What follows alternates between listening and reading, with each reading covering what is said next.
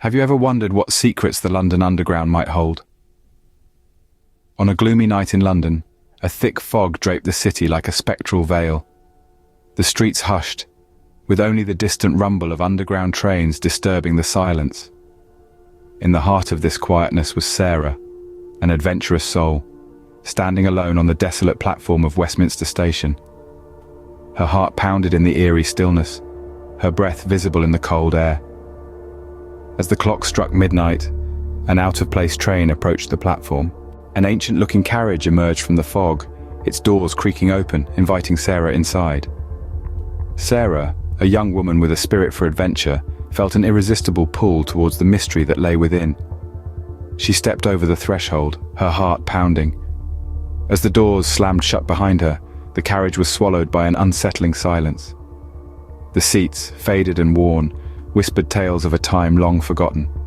The air was thick and cold, carrying a chill that sank into her bones.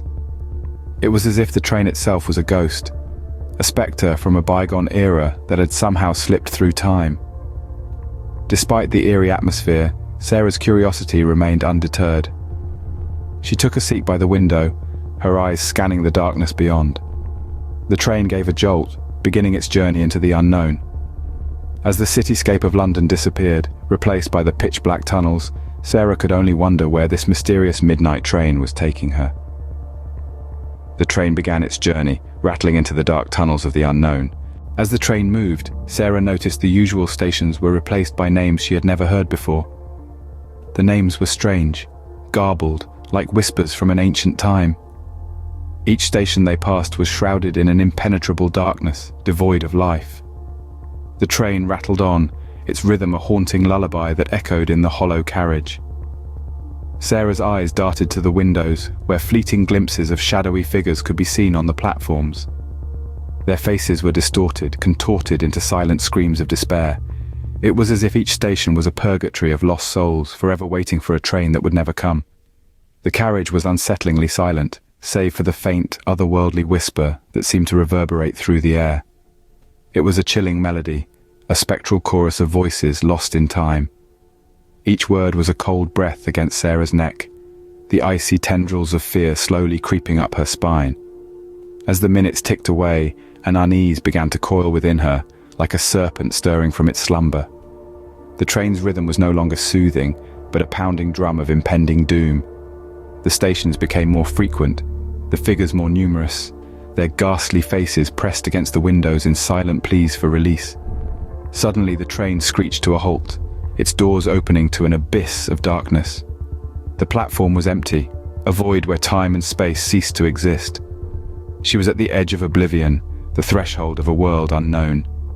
A cold wind swept through the carriage, carrying with it the scent of fear and the echo of forgotten screams. Hesitant, Sarah stepped out into the void, the train disappearing behind her. The darkness was all-encompassing, a blanket of obscurity that swallowed all sense of direction. As the silence deepened, a new sound emerged. Footsteps, distant yet distinct, echoing ominously. The chill of fear began to creep into her heart, icing her veins with a dread that was almost tangible. From the murky abyss, the shadowy figures began to materialize, faces twisted in torment, their silent screams echoed in the silent expanse, a chilling testament to their eternal anguish. They moved towards her, a slow, relentless shuffle, their hollow eyes reflecting a hunger that was not of this world. Sarah's breath hitched in her throat, her heart pounding a frantic rhythm against her ribs. Panic, raw and unfiltered, washed over her. She stumbled backward, her mind screaming for escape, and then, as if summoned by her desperation, the train reappeared. As the figures closed in, Sarah stumbled backward, the train reappearing just in time. Gasping for breath, Sarah found herself back at Westminster Station, the ancient train vanishing into the tunnels.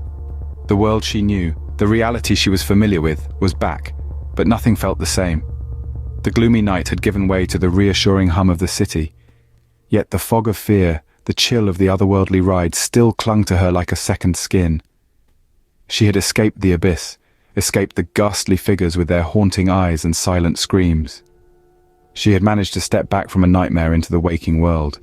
Stumbling out of the station, she left behind the shadowy platform, the eerie silence, and the ghostly whispers. But the experience had etched itself deep into her soul. a chilling reminder of the narrow escape from an inexplicable horror. Sarah chose silence.